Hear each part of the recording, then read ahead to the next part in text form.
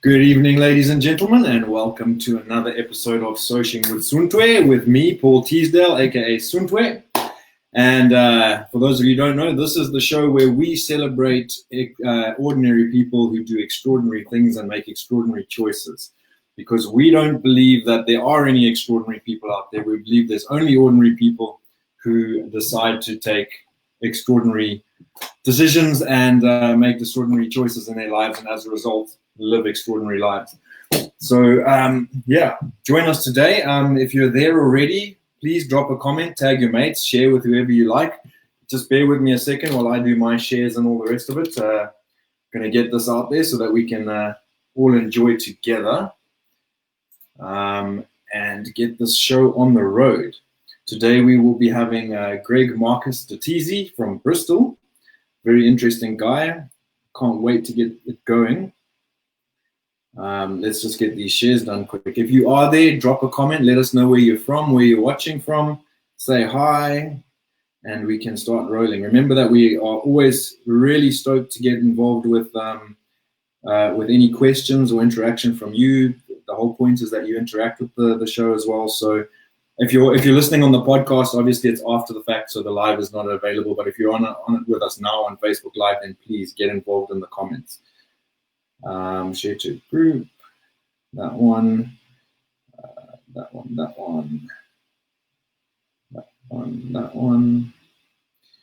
share to my page,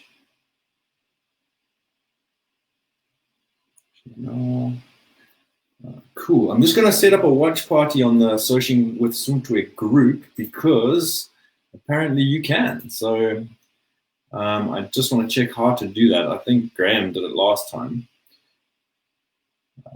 Start watch party.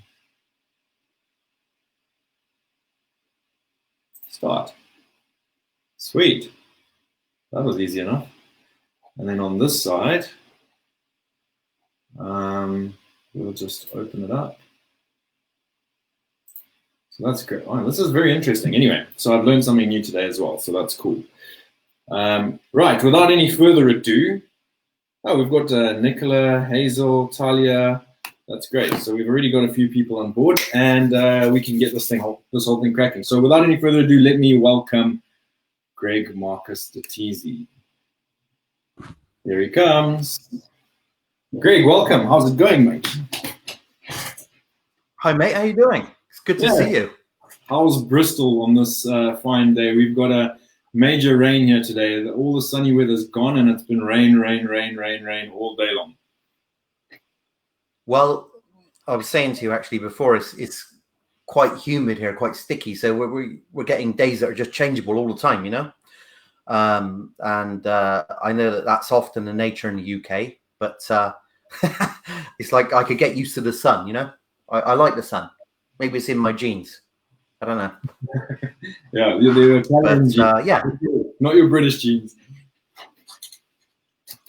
The Italian ones, yeah, definitely. So, Bristol, wonderful. So, just to kick us off here now, let's start from the beginning, because we're going to go through a whole lot of stuff now and dig quite deep into the situation. For those who are just joining us, Greg is a podcaster, a coach. He's a writer, 26 books, I believe, which is just absolutely unfathomable to me. I'm in the process of trying to write one, never mind 26, and it's a hell of a thing. So the way I got to know Greg was through a mutual friend, Nicholas Marilia. Nick is from Bulawayo. He went to the same school as I did, and I don't know, did he tell you to reach out to me, or did I reach out to you? I can't remember. Yeah, so I met Nick in Bristol, actually, and we became sort of good buddies, and, you know, he's one of those minds that you just want to listen to his ideas all the time. So I got chatting to him about his ideas. He listened to mine, and we had a few beers, and then he sort of said to me, there's a guy I know who's pretty cool. Get you introduced to him. So I was like, yeah, sure. You know, let's do this. And then you said, and there's also another So guy eventually, that you should meet too.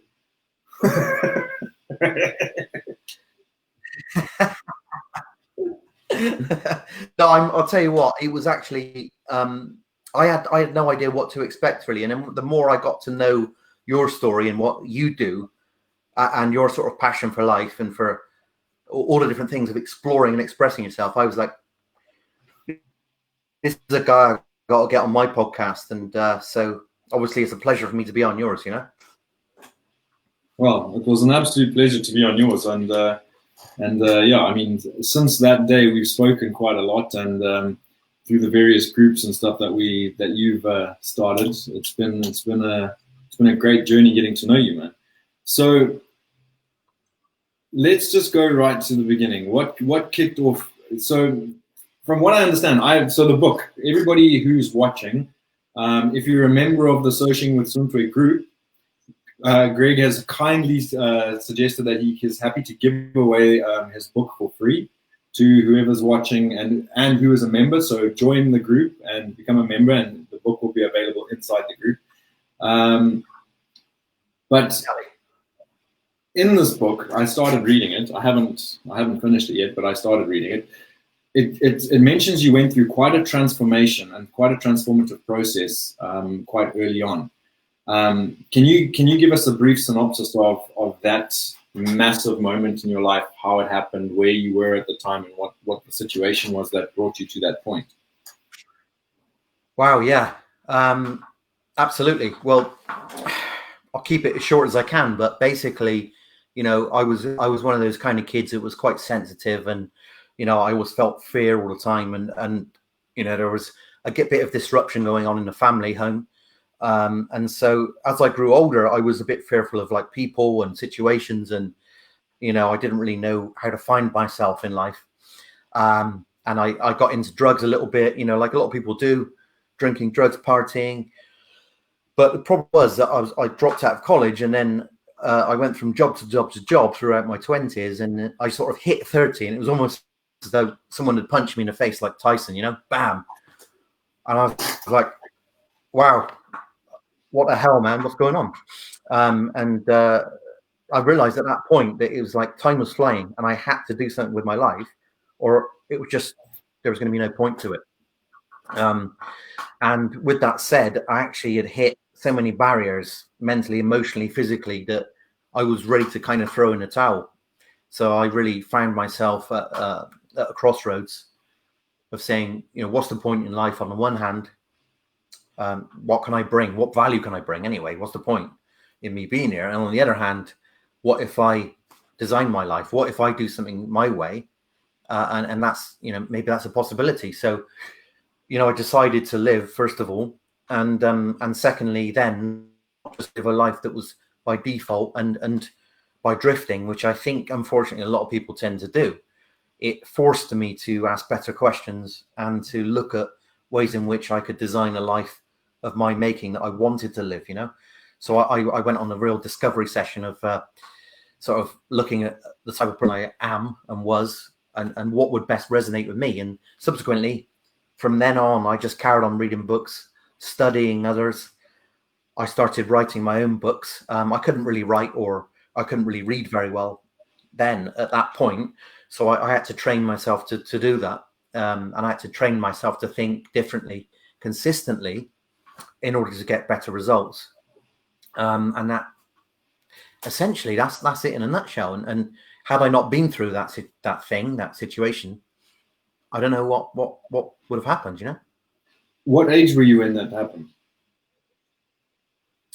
30. 30. So yeah, I'd had years of drifting, and how old are you now? I basically was just. How long ago was that? I'm 45 now. Oh, really? 45. Yeah. I know I act like a kid, but I'm actually 45. Yeah. Amazing. Well preserved.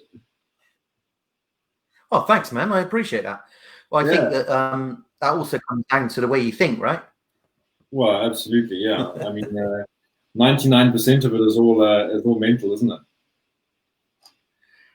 Absolutely. She has an interesting question from Baron Pretorius. I mentioned Byron last week. He's going to be a guest on the show quite soon. He's from South Africa originally, and he's a base jumper. Hi, Byron. Byron is saying, how did your upbringing influence your life architecture process? Well, it's a great question. It influenced it a great deal because I think some people feel as though from a young age they know what they want to do. They know what their life's going to be like. And, you get these young kids who are like really good at the piano, and at 6, they say, I'm going to be a concert pianist. And they just do it and they just knew. For me, it wasn't like that. It was the complete opposite. It was, I loved a load of different things, but I couldn't see myself being good enough at doing those things. So I kind of kept putting them on the back burner, and, I was smoking weed all the time and just procrastinating massively on everything. And then, I think that what happens is, it's like a build of different things going wrong, if you like, or failures, that you eventually get to this point where, you're met with the decision of, I've got to make something work that's significant or of value, And so, my upbringing influenced me a great deal in the sense that whilst it was tricky for me and my perspective of life, I also was given lots of love and attention as well by my mother. So I always wanted to make her proud, And so, it helped me to shape and design my life in a way that I can now be proud of, but which was, a long road, really. Thanks for the question. And so, to build on that question, how much do you think nature has to do with your outcome in life? Nature versus nurture. What percentage do you think is nature towards nurture to predict your success? Well, another interesting question. And I don't know the answer to that, really, percentage-wise. I mean, all I would say to you is that I do believe that genetics play a massive part in, our abilities, our skills and things like that. And they come down through the generations, I think, sometimes. So I could sense that there were innate skills or potentials in me that I knew my family had who came before me. And so I could see that, but I could also see that the nature side of it, had I been in what was kind of like a white ghetto, for want of a better phrase, not a lot of guidance around and a lot of destruction and crime and things, that environment could have sent me to become sort of a drug dealer or something like that, right? So I think that, you've really got to learn to be able to focus your mind in and sort of cancel out the volume of everything else that's going on around you, because you allow everything around you to influencing you so much, you just get drawn into it, and I see this all the time. Yeah, because my major philosophy with life is that I pride myself on adaptability more than anything. I don't think I know the most. I don't think I am the strongest. I don't think I'm the fastest. I don't think I'm the cleverest. But I feel like adaptability is my key strength. And I think adaptability is a key strength in human nature, really. So I think although people are predisposed to certain skill sets, I think, not just nurture from a parental point of view, but from your own nurture point of view, I think probably plays a much higher role than genetics does to your outcomes. That's just that's what I like to believe. I'm gonna just derail us for 1 second, because I've just seen on the feed that my grade 7 teacher, Mrs. Harding, has joined the feed, and we were chatting yesterday. Oh, wow. Yeah, she's one of the most influential people in my upbringing in my life, and had a massive impact on who I am as a person. So massive shout out to Mrs. Harding, Wow. and I'm hoping that she's going to be a guest at some point too. So stoked that she's watching. Stoked that she's watching, and hoping that she's going to join us soon. And then Byron's got another comment. In the architecture process, did the change of countenances / friends play a large or small role in shaping your new life? Great point. Well, I will say actually that a lot of my friends that I attracted then, or sort of connected with, were based on my level of self-worth, I guess. So I had some great friends. We had fun together.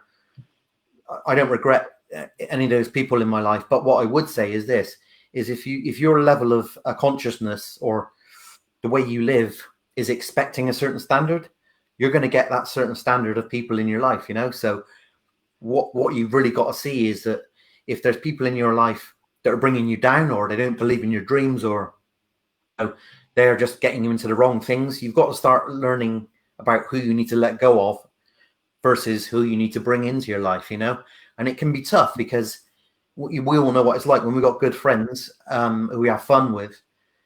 They can be fun, but sometimes they can also be enablers for the wrong things. And until you change yourself, or change your situation and mentality, you could be stuck in it. And that's what happens to a lot of people. They get stuck in the situation they're in and with the influences around them. So I think it's just about having that awareness to say, this is not really for me. I'm gonna start, associating with people who not only believe in me, but also challenge me to grow, to expand, because I think we're expansive creatures, and as you said, you can adapt, you can change as much as you need to if you really believe in yourself. Hi, Delina, Mrs. Harding, nice to see you. That's a nice hi, everybody. What a great welcome. Thanks for it's an honor. So to build on what you said as well, there's the old saying, the old cliche, or the old saying that you are the average of the 5 people you hang around with most, which is absolutely, I find to be true. And then the other thing is that you often there's an interesting concept of frenemies. I don't know if you've heard much about that, or delved into the idea of frenemies. It's really, no.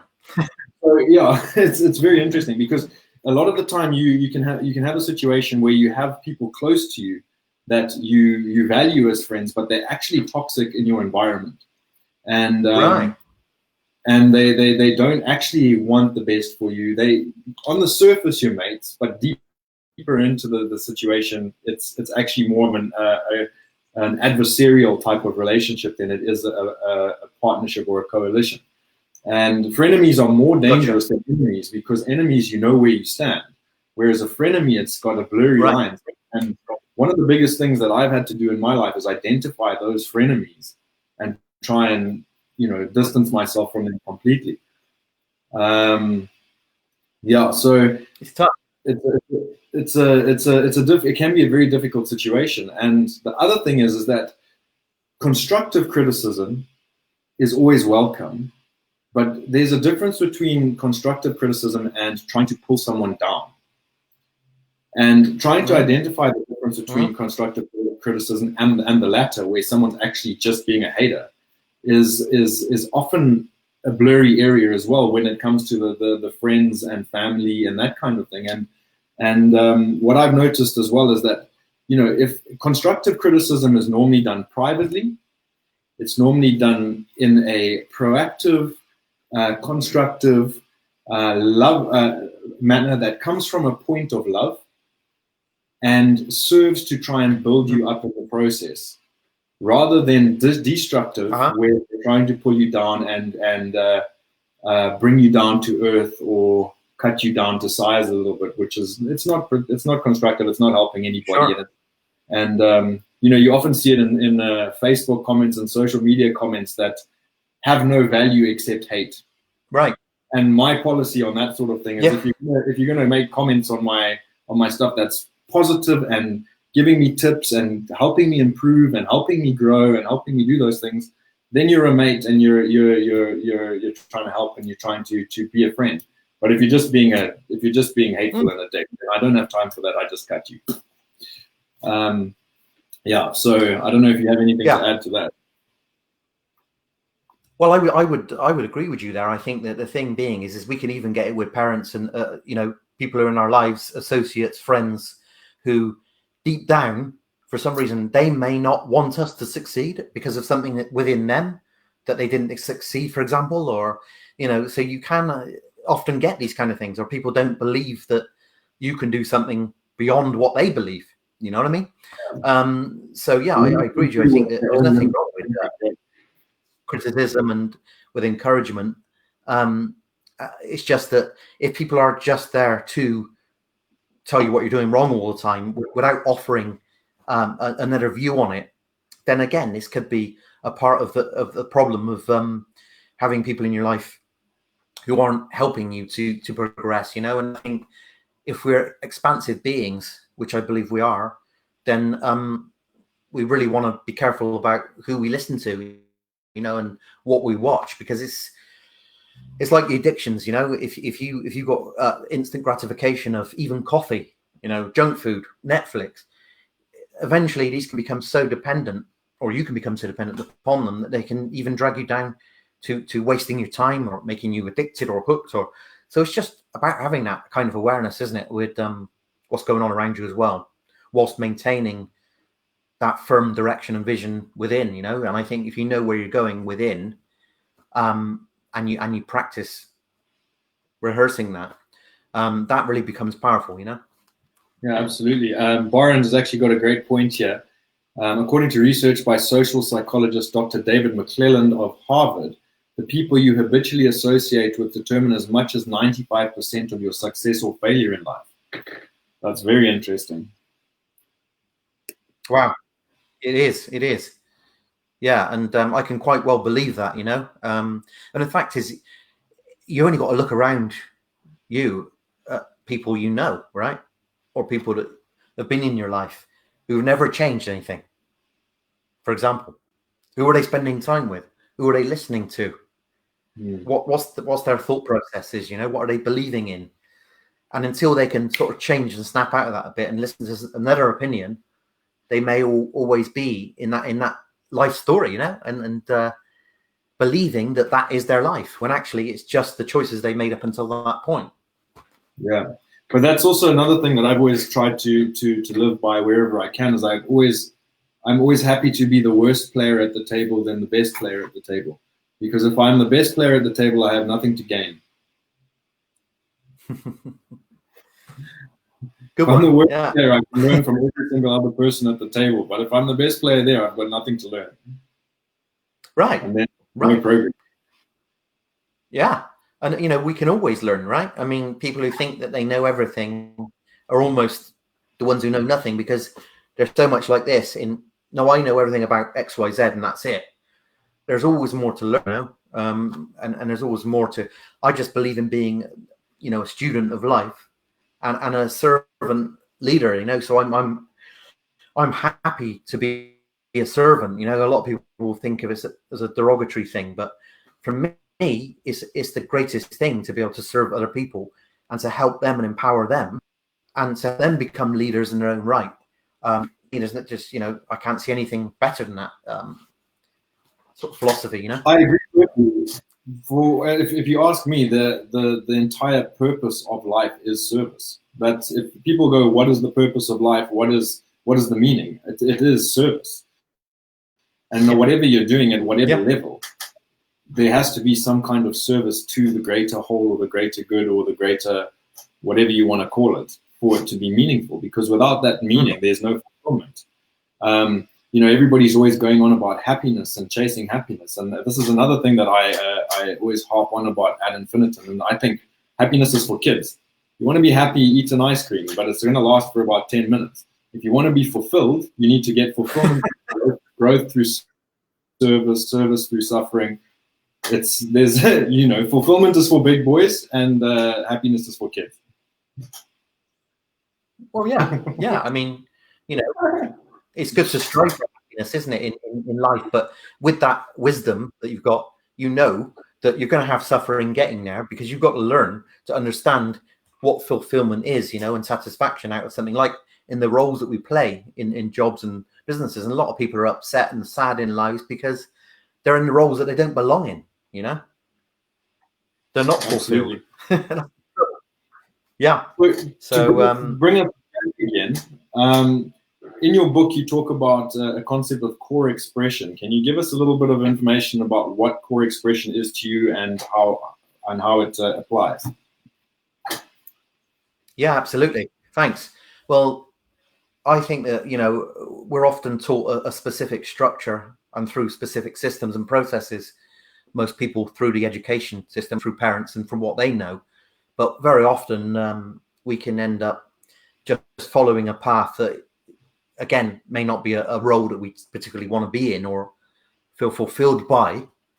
Whereas if we can sort of like peel back the layers of all this stuff that we've been taught and kind of get some clarity on what actually does resonate with us deep down without limitation. So, for example, you might meditate, or you might sit there and think of nothing until things come to you. So you might engage in a certain sense of intuition, or seeing which ideas come to you without thinking rationally.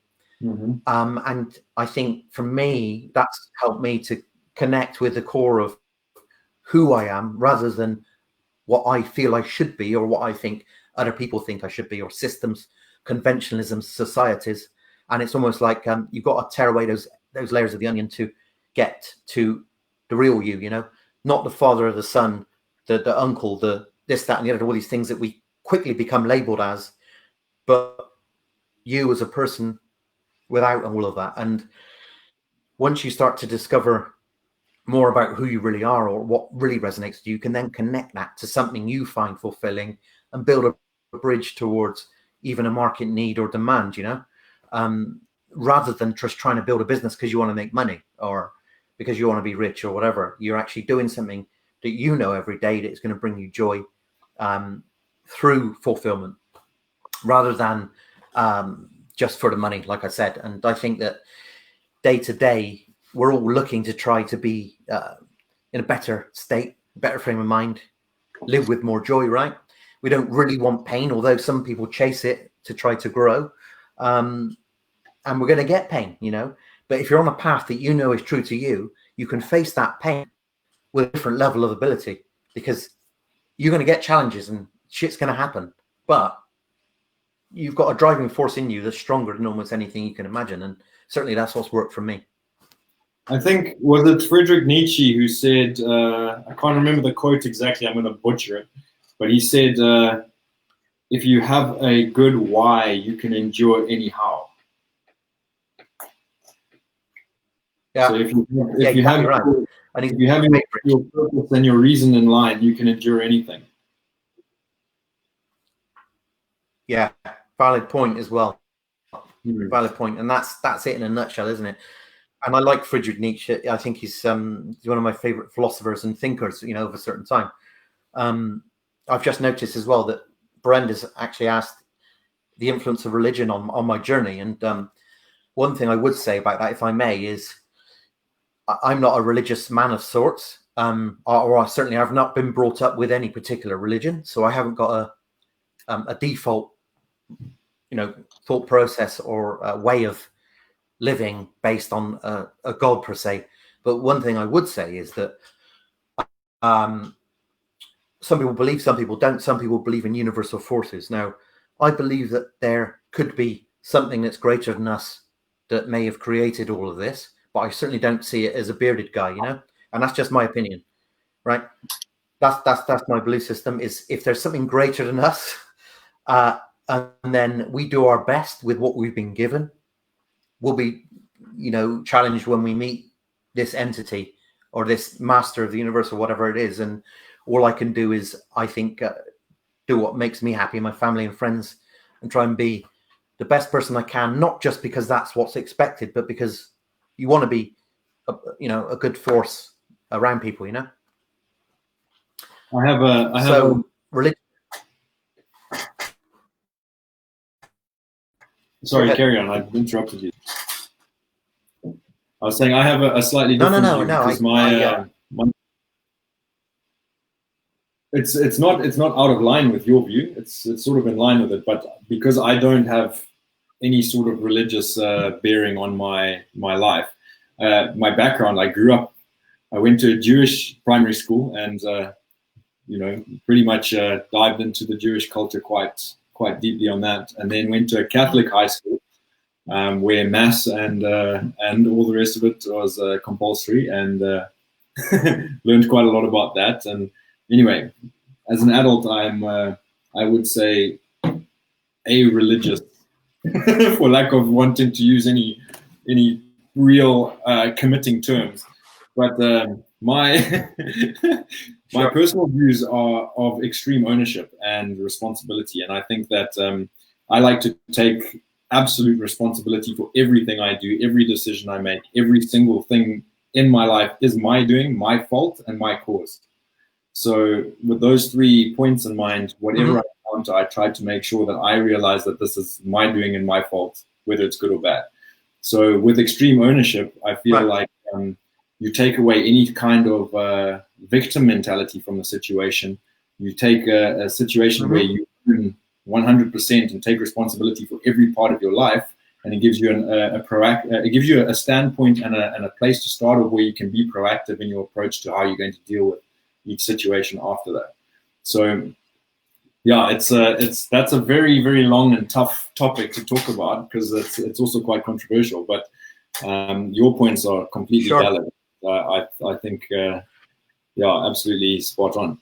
But I've got another comment here. I just want to address from Talia Wilson, because she gave it a while back, but it's on another platform, so you can't see it in these comments. So I want to make sure that we know you're watching, Talia, and we appreciate you there, and I don't want to ignore you. So I want to get this. We do. But her question to you, Greg, is how did you change your way of thinking so that you could have the courage to get to where you are now? Wow. Well, I know you read some of the book, and actually I was at my mother's house and I found a book on her bookshelf, which by chance I was at the end of my tether and I look up and see a book. Why was it there? Why did it stand out? I don't know. But I pick up the book and it's Louise L. Hay's You Can Heal Your Life. My mum hadn't read it. She just bought it to help herself, but she didn't read it. I picked it up. I read that book about 20 times. And it talked about things which I really didn't understand before. I didn't understand. I really genuinely didn't understand what self-love and acceptance was. So I had to actually educate myself on the meanings of these things. And through that book, which I read and put tabs on and underlined things, it became like my Bible, you know? And that was a turning point for me, was reading that book and subsequently finding books by the same author and on the same publisher and that kind of thing, started to expand like a tree, like I'm sure most of you have experienced with books.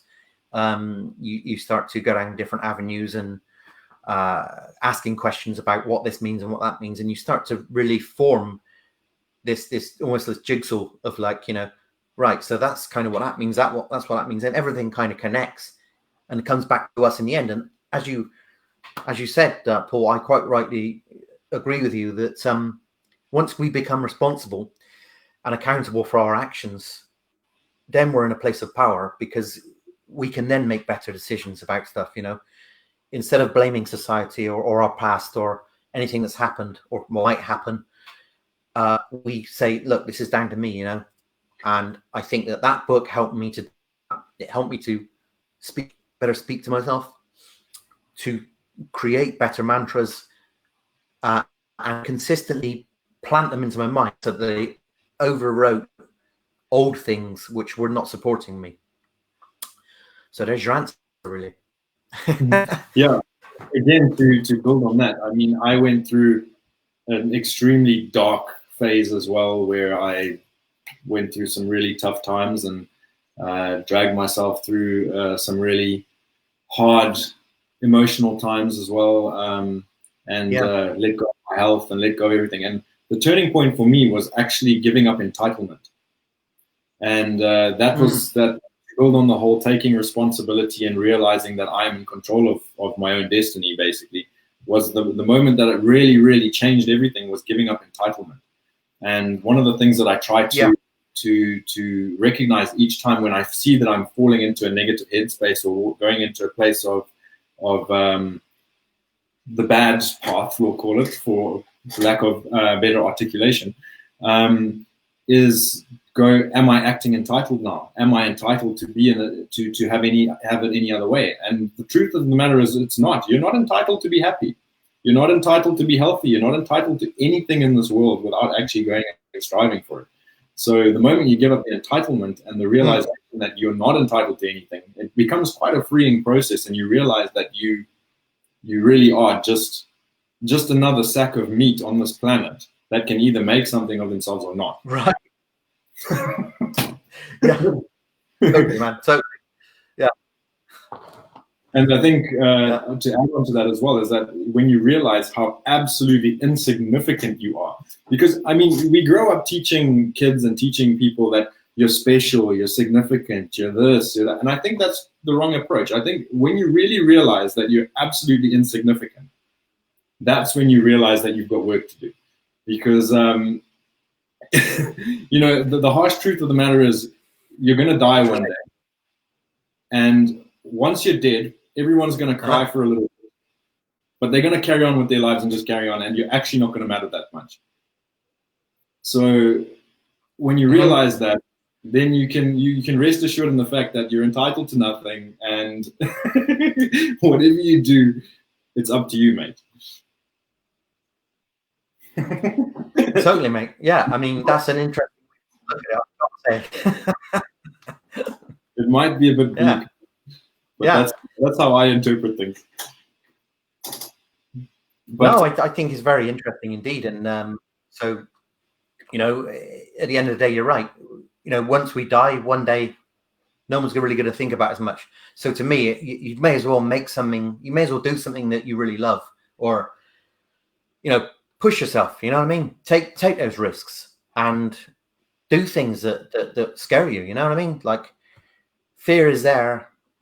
It's always been there when we were getting chased by lions and stuff. But at the end of the day now, it's almost got out of control where there's so much going on that any kind of stress, indicator sort of makes it go, oh my God, I'm too stressed. I can't handle it. You know what I mean? And I think that we have to push past these fears, and we find that there's kind of freedom on the other side of them. Absolutely. So this hour is going very quickly. So I just want to say to everybody who's really joined us, thank you so much for coming. It means a lot that you join us. You know that we get every week, every Wednesday, same time, different guests, different topics, different everything. Sometimes we have a panel and we talk about a specific topic. Like a couple of weeks ago, we had 7 of us talking about conservation as a topic, which was very interesting. The panel is always made up of past guests. So you'll probably see Greg on the panel at some stage if he feels like it.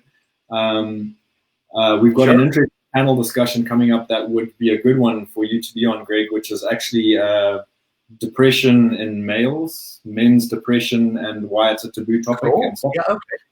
We're still refining the topic a little bit. But yeah, if you've got stuff to say, any input, please drop it in the comments. Get involved. I've just seen someone's put a massive comment in. It's Nicola Burt. Yeah. We'll address that in a second because I've got some specific questions I wanted to ask you too. But let's address this question first.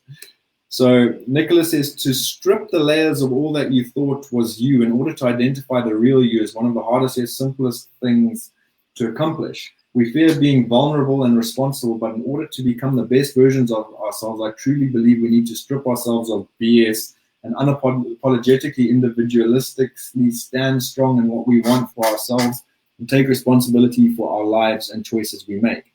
Even if that means chopping social circles, reach to new levels and become someone so changed that others you don't recognize, the others/you don't recognize the old you anymore.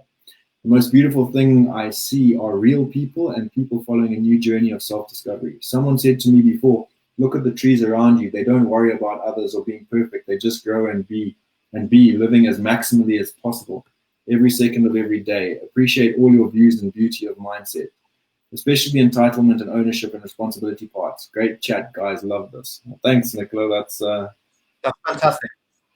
Yeah, that's a great input there.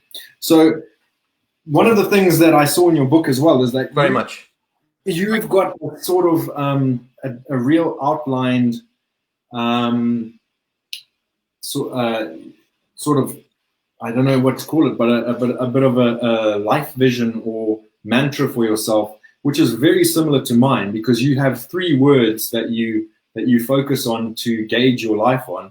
And I have my own 3 words that I focus on and use to gauge my life on. I call it my purpose, and I have a little written blurb on my Facebook page and in my diary that I've written. And my words are explore, create, inspire. And if you want to go into it a little bit deeper, mine is explore, which is this is a process of self-discovery, a process of finding one's true self and expressing it without apology. The create side is use each second to create memories, relationships, and goodness in the world and build others up to the same. The inspire is to stand in your truth and be uncompromising about it, and in so doing give others the space to do the same by changing the world one person at a time and starting with yourself. So what I noticed in your book was that your 3 words are love, passion, and purpose. First of all, that's amazing what you said there. I think that's a fantastic way to go through life and live with in that way, with that sort of sense of expression. I mean, with the love, passion, and purpose thing, for me, it was literally what I went through, and that was why it was the first book I wrote, because it was basically about learning how to love yourself without limitation, without conditioning of believing, how I feel about those around me, how they feel about me. And it's almost like just letting go. And there's a freedom to that of loving unconditionally. And I think that, the love word itself, if that was taught more, then you'd have more self-respective people making better decisions in life. Because certainly for me, learning how to love myself and every part of me meant that I could then flow outwardly without any limitation. And from that point on, as I was saying before, I could ask better questions, and I could then start looking at my passions instead of looking at them in a limited way. Say, for example, if I didn't love myself, I might say, I don't know if I can do that. I don't know if I can do this, right? Whereas if you're loving yourself, and I guess I see it as a kind of a bit of like a white light that fills you up, and I don't know, we've all got different imagery of these things, but by being able to express yourself without apology, and as our friend there said, with individualism, it's not being a carbon copy of someone else. It's actually tapping into, I guess, what you can say, your own sense of majesty, if you will. I know we're mere beings, but we've all got a unique thing going on. And so, yeah, loving yourself, expressing a passion, discovering which one you want to kind of like work with, and then creating a purpose-driven life from that. And I'm not necessarily a believer that we've got a purpose that is God-given, because I think that purposes can change. Like, for example, I know someone who thought their purpose was writing, but then their mother got very, very ill, and they became a carer for their mother, and realized that was so much more of a purpose to them at that point in their life. So I believe that obviously purposes can change depending on how our lives change. Therefore, I don't think there's just one thing, that we can do or are able to do. I think we're all geniuses in different ways, in things that we've been gifted with, whether that is genetic or things that we've nurtured through our interests, Absolutely. I also agree on the purpose side of things. I don't believe you're born with some grand purpose. I think that it's one of those things that you identify what interests you and you create purpose from it. And I think virtually anything you do in life can have purpose behind it as well. I mean, it doesn't matter what the actual physical task is. The purpose behind it can be a lot deeper than what it is than the surface level thing is. And I think a lot of people, they get stuck in the idea of, I haven't found my purpose. I haven't, like, it's something that happens to you. But purpose is something to create, in my opinion. And exactly. And you create it by opening your eyes to opportunity the whole time, by seeing what resonates with you and how you, with your specific skill sets and your character, can fulfill the purpose that's required in that environment. And and then it happens. So it's interesting. And then interesting on the love side of things as well, is I think my personal belief system again is that I always try to remind myself that love is not a transaction. It's not a transaction. It's not a transactionary process. Love is a state of being. So you're either being loved or you're being. So you can either be expressing yourself from a point of love or you'll be expressing yourself from a point of fear. And at any given point, at any time in any relationship, you're either being love or being fear. So when we meet each other now and we talk to each other now, I hope I'm expressing love to and expressing myself from a state of love and not from a state of fear while we talk. And because you do the same thing, we create an environment together that is creative and beautiful. Right. Absolutely. We have a comment from Holly Blunt.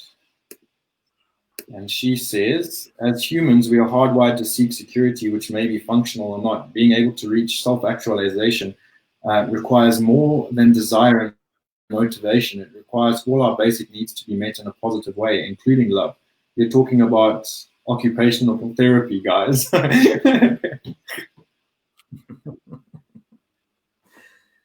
Yeah, good comment. Yeah, so, absolutely. Valid. Absolutely. So yeah, going back to your story again, you basically went from nowhere to creating a situation where you were turning your life around, and as a result, started to become a coach where you helped other people turn their lives around. Is that correct? Correct. Yeah. Okay. Yeah. What was the transitionary for you? How long was it between your moment of realization, then how long was your own process of growth before you then started implementing the ideas you had learned and stuff for other people? Good question. Well, the thing being is that initially I just read loads of books, because I became quite addicted to reading, once I realized that I could help myself, as it were, and I didn't even know what self-help was then. I just knew that I needed to help myself. It was one of those things, and from that point on, I just looked at different potential ideas for careers and businesses and so on and so forth. And I always felt myself leading towards serving others because it's what I needed. I needed a guide growing up. I needed a mentor, and I didn't really have that guide and mentor. And I thought, well, what if I can help other people that are in situations like myself? And it literally became something that happened within weeks of realization, because I realized that actually the greatest difficulties that you go through and I go through, we all go through, are our greatest assets, because we've got firsthand experience with knowing what they're about. And therefore, when people say, oh yeah, I'm really stuck, I'm lost in this job, or I'm a college dropout, or I hate my business, exactly what I'm kind of going through. It might be slightly different situations, but ultimately they're coming from the same song sheet. You know what I mean? So they need someone there to guide them, to support them, to empower them, to encourage them, and to keep them on track, and to get that plan up together, really, because I think that a lot of people just literally, as I was saying before, drift around and just hope that some magic thing's going to come along and that their purpose is going to come and smack them in the face, and it's like, no. You have to discover what the hell's going on first in your life, get rid of all the junk and get some clarity around some of the things that you might want to focus on. And from that point, you're going to be able to start crossing that bridge and seeing ahead of you what might be that vision that starts to come into place. And I think it takes work and it takes the right mentor to help you. And luckily, I'm able to help people to do essentially what I went through, and to do what they want to do, write their own book, build their own business, work with their passions, create some kind of purpose-driven life, and create that plan. Absolutely. Yeah, I've just pressed a button that I shouldn't have pressed. We're back. Technical difficulties happen sometimes. We have got roughly 10 minutes left. I'm always pressing the wrong buttons, mate. We've got roughly 10 minutes left, so I just want to encourage anyone who's watching, if you have any questions now, drop them in, because we're going to start wrapping up in 10 minutes. So drop them in now. We'll try and address as much as we can. If there's no more questions in the next 10 minutes, then we're going to wrap it. We will take as many questions as there are.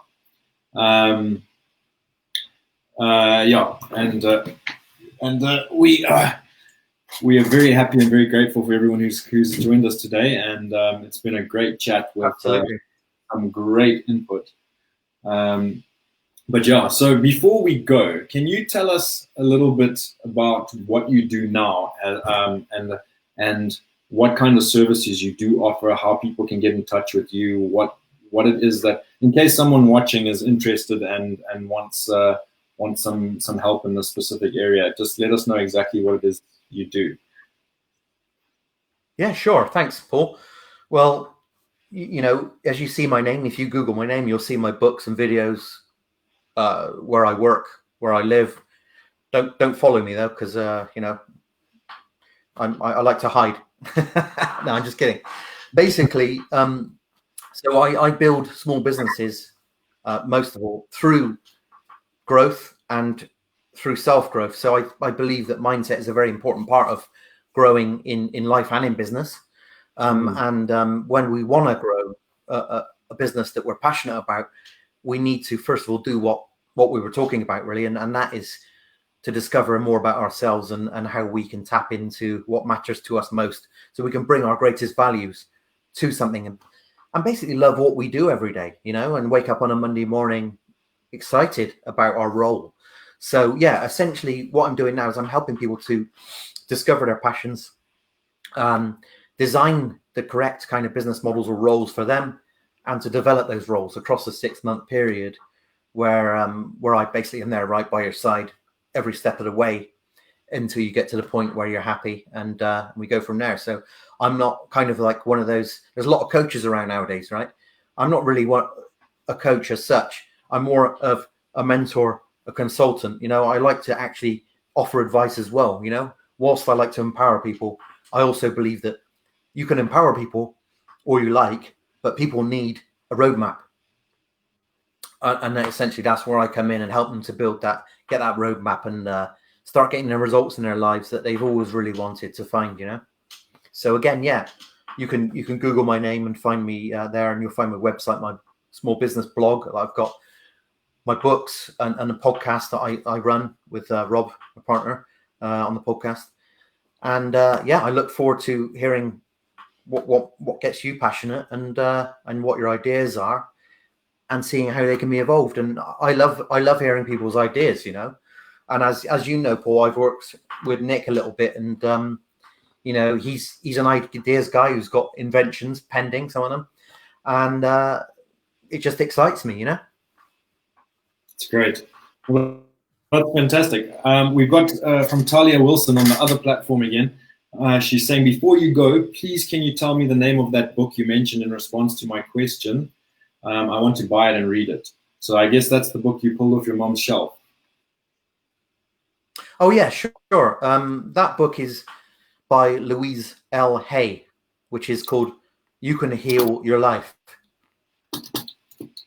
and I recommend everybody should read it. Yeah, do you want me to type it? I've typed it into direct response to Talia, but we can put it in the main comments of the main video as well afterwards. It's fine, so everybody can be able to find it. The last thing I wanted to ask you: what is the legacy that you want to leave behind, and what do you want to leave the world knowing? What is the main message that you want your life to mean once you're gone? I know it's a big question. Wow. That's epic, isn't it? That is quite something, isn't it? Well, in my personal opinion, the first thing I want to do is, when I get to the end of my life, I want to be able to die with a smile on my face, knowing that I've given without limits, that I've helped other people, you know, selflessly and in a low ego way, you know, a way that's just down to earth and real. And I want to show the world really that you can be a normal guy or a normal gal, and you can change your life beyond recognition. And so if people pick up my books and read them and they see the stories that I share and what I went through and what's motivated me, they'll see that, yes, I'm just an ordinary guy, as you say, and I've just made some decisions which any of us can make to change the course of our entire lives. So essentially my legacy would be to remind people not to just think that they're stuck in life in whatever situation they're in, because you're not. You can change it. Absolutely. That's wonderful. Greg, thank you so much. That has been amazing. This has been one of my favorite chats that we've had so far. Episode 17. I've been doing this for 17 weeks solid now, which is quite a commitment. Sorry? It is. Quite a commitment indeed, mate. We've got Delina Harding, that's my teacher. She says, I love the idea of 3 keywords. Would be inspiring to hear more from others. Absolutely. If anybody else wants to do that as an exercise, pick out your 3 keywords, write what they mean to you, drop them in the comments, inbox me. I would be absolutely amazed to hear anyone else's take on that, or be involved in the creative process of that. Maybe I'll start a thread in the group, in the Soshing with Suntwe group. Actually, that's a great idea. I'll start a thread there. I'll post it there and say, what are your 3 words? I'll put mine up and Greg will put his up, and we will just create a thread just on that. The Soshing with Suntwe group is meant to be a platform for like-minded people. It's meant to be a community that we build for everyone who's interested in exploring ideas, exploring perspectives, growing, just exploring the world and creating relationships. If you want to get in there, it's there for that. It's there to network. It's there to whatever. So I think that will be a great first post for it. And thank you, Mrs. H, for that. Good idea, Mrs. Harding. Rosie says, Paul, make sure you get this on catch up quick. Damn, I was late from work. Don't worry, Rosie. I'll send you the podcast and the YouTube video. You'll be fine. You can watch it after the fact. So that's going to be great. I don't want to take this too long. So again, thank you everybody for coming. We're here every Wednesday, same time, same place, different guests, different topic. If you haven't already, join the group Soshing with Suntwe. Tag your mates, tell your friends about it. The more, the merrier, the better it can be, and you make this all worthwhile. So it's wonderful, and I'm so stoked that people are finding value out of this. If you're not finding value, then please be free to move along. Also, tell us what we can do that's better. If there's anything that you think could be better, or ways we could improve, we're absolutely happy to get any kind of constructive criticism. But like I said earlier, keep it kind, keep it neat, keep it tidy. Hyenas bite when they're pissed off. So again, Greg, thank you so much for coming. It's been absolutely amazing, and thank you for your time. And I look forward to getting to know you more. And I will plan to come and have a trip to Bristol, come and meet you properly, and spend some time with you, mate. Please do. But otherwise, stay here anytime. That's it from us. We'll catch you all later. Cheers, guys. Cheers, guys.